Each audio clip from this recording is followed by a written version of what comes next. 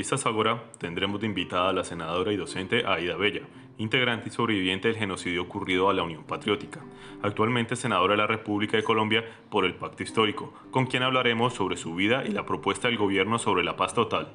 Bueno, es un gusto saludar hoy en un nuevo capítulo de Entrevistas Ágora. Hoy tenemos una invitada muy importante, alguien de bastante admirar, que es la Muchas gracias. senadora Aída Bella, maestra, senadora, política de larga trayectoria en nuestro país. Pues es un placer tenerla aquí en este espacio de Entrevistas Ágora. Muchísimas gracias a ustedes, a este grupo de jóvenes tan interesante y felicitaciones, tienen un estudio extraordinario. Gracias. Bueno, ¿cómo inicia Aída Bella en el mundo de la política? Bueno, desde muy joven, ¿no? Yo creo que mi abuelo me preparó indirectamente para esto. Era un liberal vargasvilista. Tenía las obras completas de Vargas Vila y siempre me hacía llegar, cuando llegaba al colegio, me hacía leer 2 artículos. La danza de las horas, que era de Klein, y el artículo de Calibán, que eran del tiempo. Sí. Entonces, durante mucho tiempo, pero no pensé nunca que, o no sé si él lo hizo a propósito o no, y total de que siempre estuve como dirigiendo algo, el centro literario del colegio, pero también un programa de radio que teníamos en el pueblo, y después en la universidad fui dirigente estudiantil.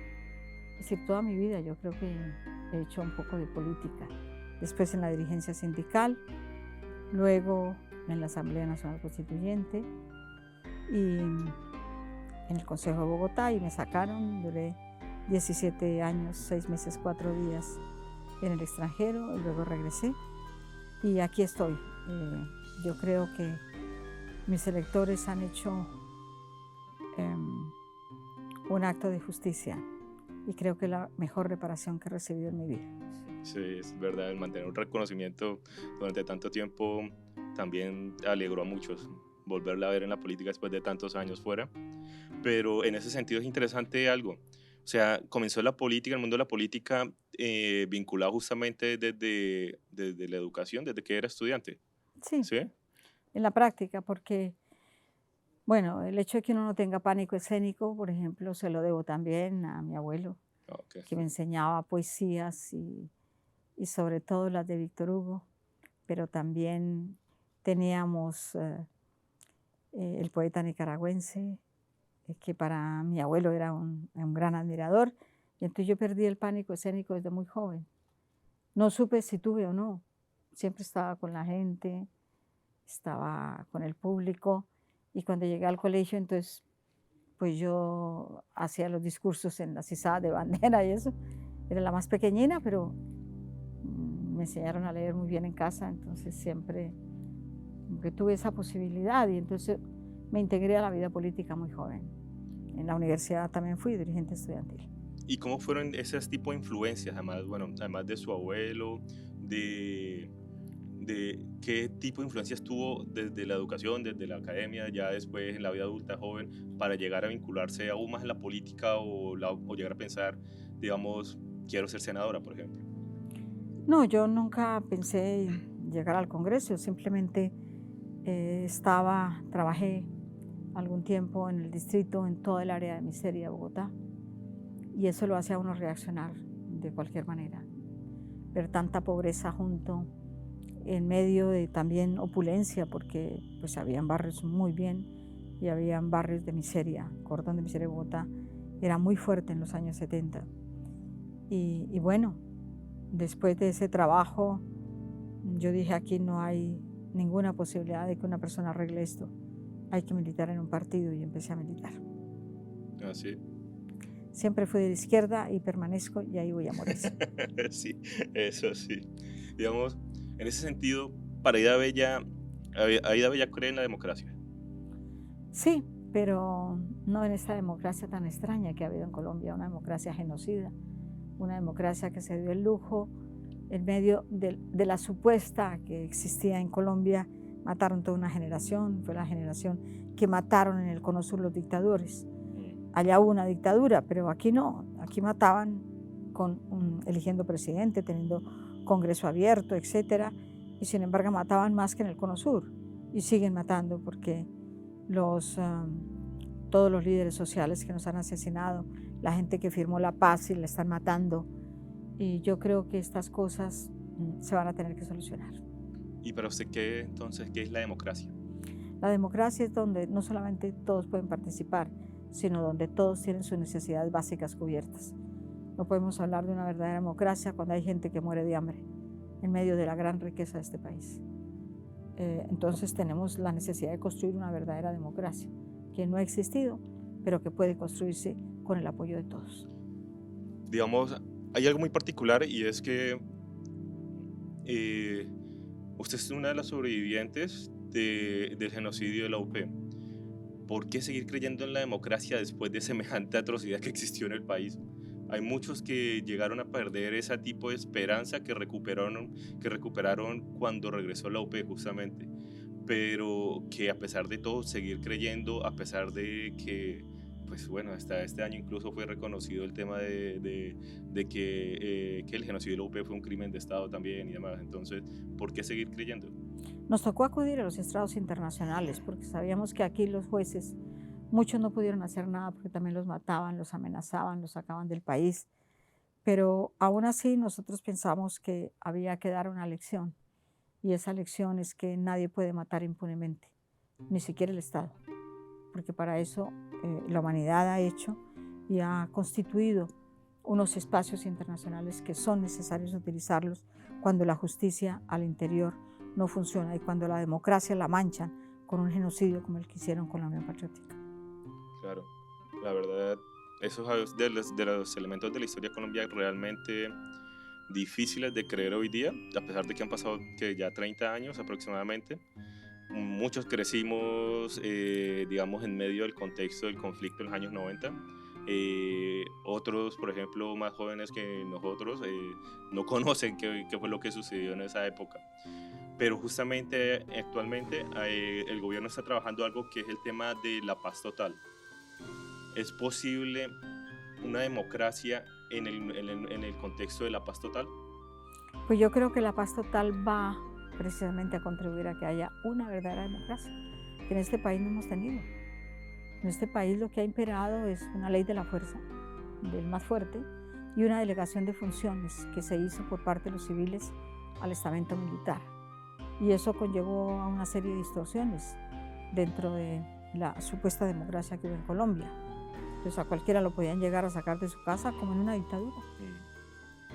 Yo me acuerdo en las épocas duras de la persecución y en las épocas en que no se había reglamentado precisamente que tenía que haber el debido proceso, que teníamos el derecho a la igualdad, y esto se obtiene en parte teóricamente en la Asamblea de 1991, en la Constituyente, pero luego sigue también algo que no lo formaron ni las más feroces dictaduras de América, que fueron precisamente los grupos paramilitares, entronizados, apoyados y además dirigidos por el propio ejército, como se comprobó, y como todos los días que hablan los jefes paramilitares, el país entiende mucho más lo que ha pasado.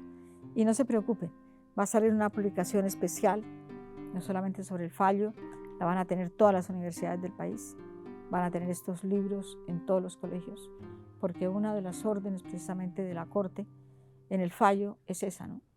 Que se repare, que se conozca la verdad y que todo el país sepa qué fue lo que pasó.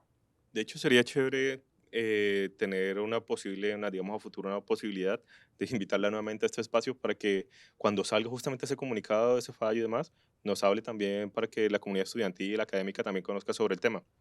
Yo sugeriría que invitaran para ese programa a Jael Quiroga. Okay. Jael es otra senadora de la República, fue la senadora 20, el puesto más luchado, pero el puesto más celebrado. Es la persona que dirigió Reiniciar.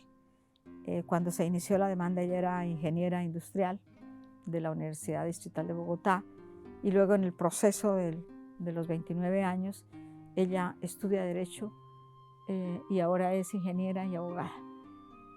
Fue el motor de la demanda y yo quisiera que ella les explicara, porque además es una muy buena maestra de Derecho Internacional que ahora está en la Comisión Segunda del Senado en Asuntos Internacionales y es realmente una autoridad dentro de la comisión. Dale. Vamos en este momento a unos anuncios institucionales, pero antes vamos a oír qué es lo que piensa la gente en la calle en este espacio de Ágora ahora sobre nuestra temática del día, que es justamente qué es la democracia o qué consideran es la democracia en la paz total.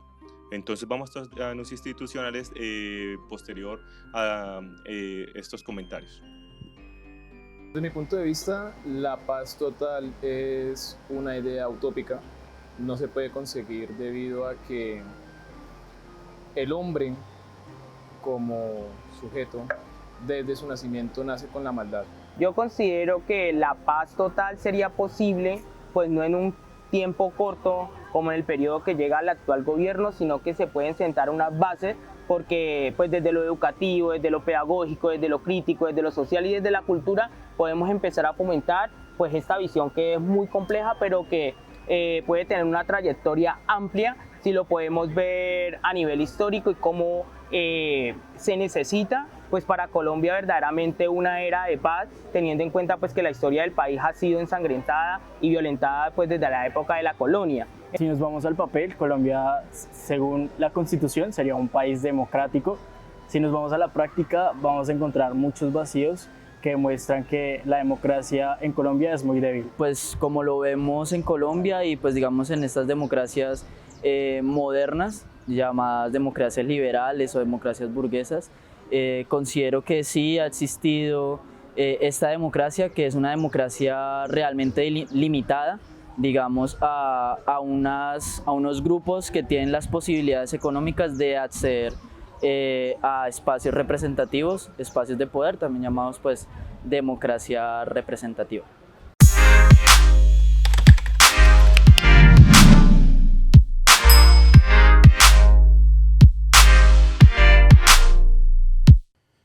Bueno, estamos aquí de regreso en Entrevistas Ágora. Estamos hoy acompañados con la senadora Aída Bella, senadora por el Pacto Histórico, integrante y sobreviviente de la Unión Patriótica, y hoy estamos hablando sobre el tema de la democracia en la paz total. En este sentido veníamos hablando de que, bueno, es posible la democracia en el concepto que viene trabajando de la paz total que viene manejando el gobierno. Es posible, pero ¿cómo llegar a ella? Bueno, yo creo que la paz total es una ilusión de todos los colombianos, absolutamente de todos, incluso de los que tienen armas y de los que están en los grupos ilegales. Y el proceso de paz que se hizo con las FARC, que fue también un proceso exitoso, bueno, pero quedaron vacíos. Y quedaron vacíos porque quedaron otros grupos que tienen armas actuando. Entonces, los territorios, por ejemplo, que manejaban las FARC fueron ocupados por otros. Y esto ha ido creciendo y se ha ido diversificando en actores armados. Y esos actores armados también tienen que hablar y tenemos que escucharlos. Y tenemos que escucharlos porque pues hacen parte de este país. Y hacen parte de este país y vamos a necesitar calmarlos porque llevamos más de 2 siglos en guerras declaradas y no declaradas. Desde la vida republicana, desde el momento en que se hace la guerra federalista entre unas regiones y otras, luego vienen las guerras entre los partidos mayoritarios, liberal y conservador, que duraron cualquier cantidad de tiempo. Luego también nos atraviesa otra guerra que nos quita Panamá, la guerra de los 1000 días, etc. Ha habido cualquier cantidad de cosas, pero yo creo que es tiempo de que esta juventud y las generaciones venideras hablemos de la paz y no de la guerra, porque todos hemos nacido, los que estamos aquí, por muy jóvenes que sean, han nacido entre la guerra. Y la guerra de alguna manera nos ha tocado, a unos, a otros, a los de derecha, a los de izquierda, a los de centro, a todo el mundo. Y yo creo que hay un momento que parar. Por eso no entiendo, por ejemplo, algunas observaciones a veces, ¿qué diríamos?, muy pesimistas de los que negociaron la paz con las FARC. El hecho de que hayan sido negociadores no quiere decir que sepan todo y no quiere decir que el país sigue siendo el mismo. Es otro país y yo sí creo que los negociadores que en este momento hay son personas que conocen buena parte de este territorio. Este territorio es muy diverso, muy distinto, muy diferente, con problemas absolutamente distintos. Distintos los que tienen el Amazonas que los que tienen la Guajira. Diferentes los del Chocó y los de Arauca. los del eje cafetero y los del centro. Si no se conoce este país, va a ser muy difícil que todos entendamos que los del Cauca están sufriendo, que los del Chocó sufren con una enorme violencia, violencias completamente distintas, pero que hay que hablar. Y por eso yo creo que la intervención de la Iglesia ha sido muy importante en esto, por ejemplo, en calmar todo lo que sucede en Buenaventura, todo lo que sucede también en el Chocó se está trabajando con ellos. Y yo creo que la paz es de todos y cada uno de los colombianos, por supuesto que está el artículo que habla de ella. En ese sentido, digamos, desde allá de ella, ¿cómo podríamos llegar a una paz total? Bueno, yo creo que nadie tiene la receta, nadie, absolutamente nadie. Hay que construirla y hay que ir hablando. Y yo creo que el trabajo que ha hecho el joven que dirige precisamente el proceso de paz, yo creo que es un trabajo bueno, es un trabajo muy arriesgado, un trabajo donde tiene que ir a la selva, por los ríos, pero también tiene que ir en los helicópteros. Tenemos que hacer unos esfuerzos enormes todos, y todos son los de las ciudades y también los de los campos. Tenemos que entender por qué aquí se ha extendido el cultivo de la hoja de coca, por qué los campesinos llegaron a esos extremos, por qué en este momento estamos importando toneladas, miles y miles de toneladas de alimentos, cuando éramos un país productor, cuando producíamos el maíz, cuando teníamos el trigo, la cebada. ¿Por qué de un momento a otro se suprimió? ¿Por qué abandonamos nuestros cultivos tradicionales? ¿Por qué se firmaron unos tratados de libre comercio que perjudicaron el campo y que los campesinos se vieron completamente, no solamente desabastecidos, sino por fuera del mercado? ¿Qué pasó en todo esto? Y yo creo que no se trata de juzgar a los gobiernos que han pasado ni de poner el espejo retrovisor. Lo que tenemos es que corregir las fallas que se han dado. Y una de las fallas que se ha dado es eso, el trabajo en el campo. ¿Por qué los jóvenes no quieren quedarse en el campo? ¿Por qué los jóvenes prefieren venirse a un call center que no les pagan casi nada y abandonan el campo y el territorio de sus mayores? ¿Por qué el campo perdió la importancia aquí? Y yo creo que uno de los factores para construir la paz total es la reforma agraria. Y lo está haciendo muy bien al gobierno. Y le estamos diciendo, a ver, ¿quién es el que tiene la tierra? Muestre. ¿Dónde tiene la tierra? ¿Dónde tiene su título? ¿Se la podemos comprar o no? Porque no se trata de comprar tierras que no tienen títulos, ¿no? Si usted tiene tierras y vende las 100 hectáreas que tenga, las 200, las 500, las 1000 o las 25.000, pero ¿dónde están los documentos? Porque ¿qué vamos a comprar? ¿Baldíos? Sí. Yo creo que en eso el gobierno lo está haciendo muy bien y pienso que la ministra de Agricultura hace lo suyo y efectivamente creemos que si el gobierno se empeña vamos a lograr hacer la reforma agraria. Hay una particularidad con respecto a este tema y hablando de concepto, digamos, para generar una paz total se necesitaría técnicamente como una seguridad alimentaria por medio del agro, algo por ese estilo. Pero, por ejemplo, en zonas de conflicto, digamos, por ejemplo, el Caquetá, usted encuentra que tienen bastante producción, pero en las zonas más apartadas, donde tienen que acercarse con ríos, justamente dependen de cosas como la coca. Cuando tuve la oportunidad de entrevistar a algunos campesinos en un documental que hice, y ellos decían que ellos cultivaban coca porque el cliente técnicamente iba hasta allá y como les compraba el producto allá. Decía, si nos ponemos a sembrar plátanos, si nos ponemos a sacar cultivos, mientras nosotros sacamos los productos de aquí a allá, cuando lleguen allá a las zonas como donde tengan transporte, entonces no sube los precios y no lo compran al precio que el comprador quiera, el intermediario quiera. Entonces, digamos, es interesante ese concepto de que técnicamente para crear una paz total habría que una necesidad de crear como una seguridad alimentaria, por así decirlo, en el agro colombiano. Lo tuvimos. Nosotros tuvimos un instituto que se llama el IDEMA, que compraba los productos de los campesinos, que además tenía grandes silos para guardar, que mantenían los precios y eso lo acabó. Le recordaba al doctor Gavidia en una reunión que tuvimos hace poco, ustedes destruyeron realmente una cantidad de cosas que funcionaban. Y funcionaba el hecho de que el campesino se sintiera seguro de que podía vender su cosecha y se le pagaba de inmediato. No, eso lo acabaron porque funcionaba. Y en cambio nos pusieron con los tratados de libre comercio a inventar cosas. Yo he encontrado, por ejemplo, en Nariño, uno de los hermanos del gran constructor de carreteras, el doctor Solarte, su hermano, pues es un importador. Entonces muele el maíz, muele el trigo, muele todo y nos vende la harina. Y eso no es de aquí, todo es importado. ¿Por qué en Nariño no se volvieron a cultivar cereales, ni en Cundinamarca, ni en Boyacá? Por eso, porque la importación desestimuló todo y los tratados de libre comercio arrasaron con la agricultura colombiana. Y yo creo que lo que se trata también es de entusiasmar. ¿Cuántos jóvenes quisieran estar, por ejemplo, cultivando la tierra de sus padres? Agrónomos, mismos veterinarios, pudieran estar. No, todo eso se suspendió. Es que estamos importando esta carne en un país que se produce tanta. Cuando uno llega a un D1 o a uno de esos grandes almacenes y le ponen un letrero que dice carne importada y uno dice, ¿pero esto qué es? ¿Un país que importa carne? Por Dios. Sí. ¿Un país que importa papas? Si uno entra al D1, pues si uno encuentra papas para fritar y vienen de Holanda y vienen de Bélgica, ¿pero en qué país estamos? Si las papas se las dimos precisamente a todo el mundo, fue el gran aporte de la gastronomía del mundo de parte de los americanos, Sí. incluyendo, por supuesto, América Latina. Entonces, yo creo que esas cosas no se pueden volver a repetir. Y pienso que ahí es donde nos falta trabajo. El campo necesita. ¿Cuántos jóvenes quisieran ir a reforestar, por ejemplo, los páramos de este país, la propia selva de este país? Pero claro, un joven no puede ir todo gratis y a base del salario del papá y de la mamá. Si el joven es un profesional, tiene que ganar.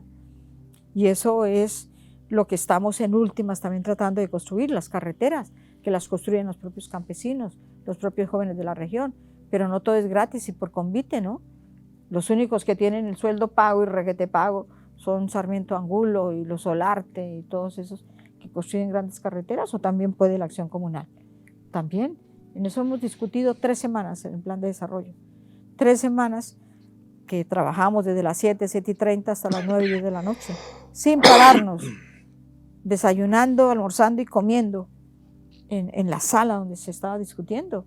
Esto no ha sido de poca monta, es un trabajo enorme, buscando a ver también cómo acercamos y cómo modificamos algunos artículos que impedían, por ejemplo, que las acciones comunales de pronto no pudieran hacerlo, no pudieran contratar. No, hay que contratarlo, porque aquí todo es la ley 80, que es la ley de la contratación, que para mí es la ley de la corrupción, porque los únicos que se saben esa ley tan farragosa, tan llena de artículos literales, numerales, y todos son los corruptos. Pero una ley tiene que ser para que todo el mundo la entienda y todo el mundo sepa a qué ley se atiene, no para los técnicos y los señores que se apropiaron del presupuesto del PAE, del presupuesto de las carreteras, del presupuesto de la educación, del presupuesto de la salud, porque la CPS es eso, ¿no?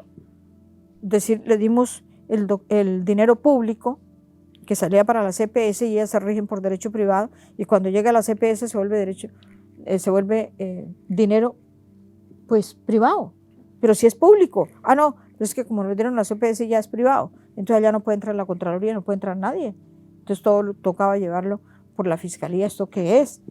Yo creo que son de las grandes reformas que también se necesita. La salud no puede ser para los centros poblados, para las grandes capitales, para los pueblos que tienen poco más o menos una población, para un hospital de segundo nivel, no, tiene que ser para todos. Bueno, esto ha sido todo por hoy en Entrevistas Ágora. Agradecemos la invitación a la senadora Aída Bella. Esperamos tenerla nuevamente por aquí en nuestra universidad. Y pues nada, realmente muy agradecidos. Todos los estudiantes van a disfrutar de esta conversación con usted. Y pues, ¿le gustaría decir algo más? Pues no, simplemente decirle a todas las personas que nacieron o que viven en el Huila que estamos muy pendientes de que todos los grandes problemas que agitan el país se puedan resolver con la colaboración de todos ustedes, porque tenemos un lema en nuestra campaña: escuchar y actuar. Muchas gracias. Muchas gracias y nos veremos en el próximo Entrevistas Ágora.